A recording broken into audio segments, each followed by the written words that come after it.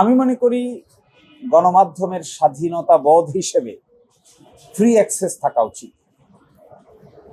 গণমাধ্যম যদি ফ্রিলি কাজ করতে না পারে তাহলে গণতন্ত্রের চতুর্থ স্তম্ভ বিনষ্ট হয়।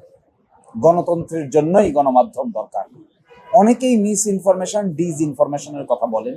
এই ক্ষেত্রে কার্যকর উদ্যোগ নেওয়া যেতে পারে, কিন্তু তাই বলে গণমাধ্যমকে তার দায়িত্ব পালন করা থেকে বিরত রাখা কারো জন্যই কল্যাণকর হবে না। আমার ব্যক্তিগত অপিনিয়ন হলো, গণমাধ্যম যেখানে কার্যকরভাবে ফাংশন করে সেখানে গণতন্ত্রই বলি আর করাপশনই বলি, সেই জায়গাগুলোতে চেক এবং ব্যালেন্স আনা সম্ভব হয়।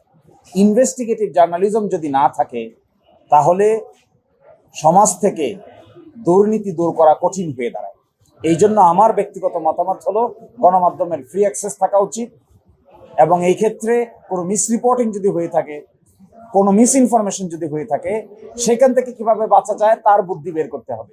কিন্তু এই কাজ করতে গিয়ে গণমাধ্যমকে বিরত রাখাটা সঠিক হবে।